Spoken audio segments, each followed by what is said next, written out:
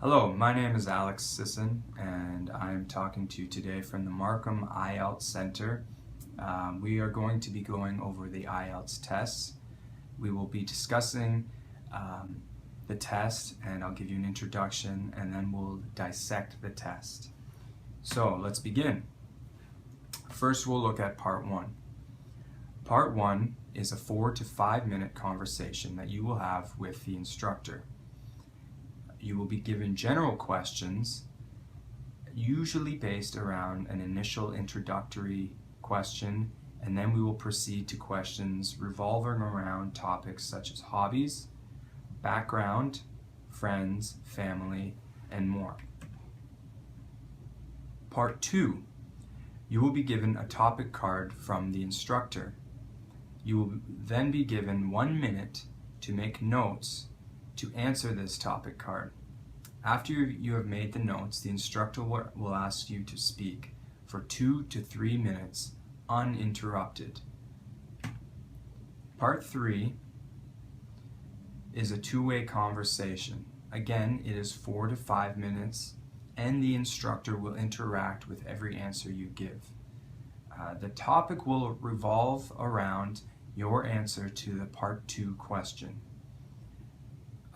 It will be a lot more abstract, and the questions will be based more around society and not just personal experience. Now, let's begin to look at the tips. Tip 1, talk as much as you can. Make sure you are talking more than the instructor and that you elaborate on every answer.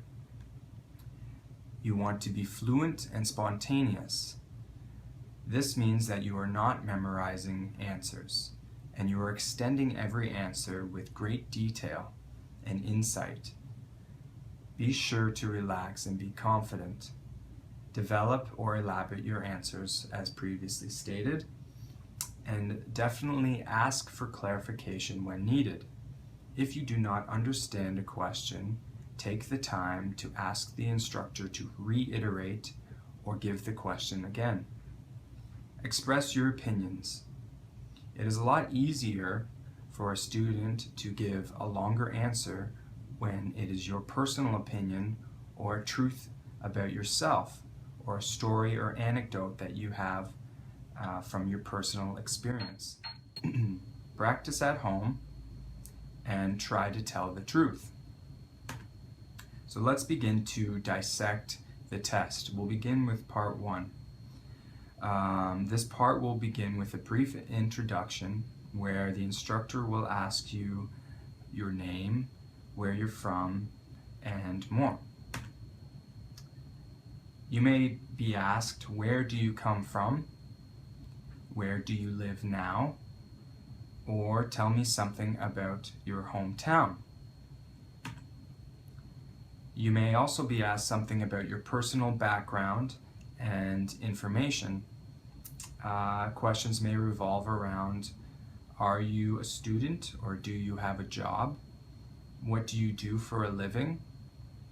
Are you satisfied with your job? Another topic would be your hobbies or inclinations, activities that you enjoy doing. Questions may be, what do you usually do in your spare time? Do you like reading? Or what do you think of the importance of English? Perhaps even, what do you and your friends do for fun? Another topic would be traveling, family, and friends. Do you like traveling alone or with your friends is a question that's often asked. Can you talk about your best friend? What do you usually do with your friends? Tell me something about your family. Or in what ways is your family important to you? So as you can see, the majority of these questions are based around your personal experience. So it is important that you reflect and attempt to give the truth in a fluent and spontaneous manner. We then move on to Part 2. Again, Part 2, students will be given a topic cue card. They will have 1 minute to make notes and then are expected to talk for 2 to 3 minutes uninterrupted. What this means is that the instructor will not interact with any of your answers. and you will be expected to more or less give a 2 to 3 minute speech. A helpful hint for part 2, and something that we stress, is that you consider the 5 W's: the what, the when, the where, the who, the why, and the how.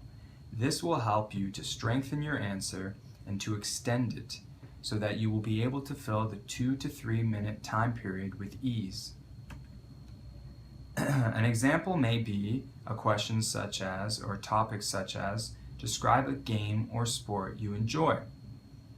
You will have the 1 minute to reflect and write notes, brainstorm, and then you may want to consider what kind of sport it is that you enjoy playing, who you play it with, where you play it, and explain why you enjoy playing it. You may also want to share with the instructor, how does one play this sport? The answer to the previous topic may be given such as, I enjoy playing various kinds of brain games online. So as you can see here, it has the where. This person considers the where of the games that they are playing. There are a number of different websites, again, where I visit on a regular basis in order to play these games by myself.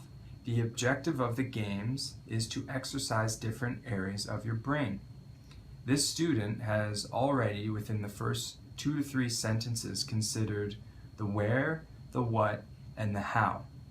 Now it is up to this student to continue to be spontaneous, fluent, and extend their answer as to fill the 2 minute time. If we move down to the bottom of the answer, we see in the bolded red, in fact, one of my favorite games is supposed to be the best for brain fitness. It involves solving a number of simple math problems using addition, subtraction, multiplication, and division as quickly as possible.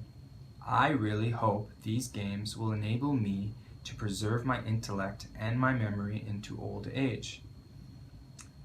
This person again has extended their answer with the how of the game and what it can do to them and to society. It is this point that the student should expect to share in part 3 this answer as it relates to society. Now we move on to part 3. The instructor, as previously mentioned, will elaborate on an idea or topic revolving around your answer from part 2. An example would be, do you feel that young people spend too much time in front of a screen? Are games an important pastime for society? Or does it allow us to escape from our everyday lives? It is in this section that the student really needs to understand the importance of being spontaneous. The answers that you will give will revolve around the topic 2 and how it relates to society that we live in. Now, before we end this session, I want to go over the tips again. The first one, talk as much as you can. You want to talk more than the instructor. Also, fluent and spontaneous. This I stress strongly, as spontaneity is what will help you get a better grade or mark on the test.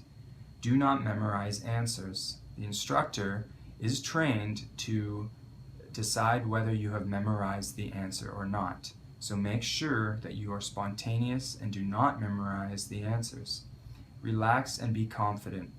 I understand that it is a very stressful test, but confidence and relaxation show that you have a thorough understanding of English. Develop or elaborate your answers. As we have already discussed, you want to consider the 5 W's: the what, the where, the when, the why, the who, and the how. This tool will help you to elaborate your answers and extend them as to fill any time period that you are asked to fill. Ask for clarification when needed. The instructor will not dock marks if you ask for clarification before you answer the question. Expressed opinions. When you are asked to give an answer, it is a lot easier for for you to give an answer that comes from the heart and that is one of your own opinions.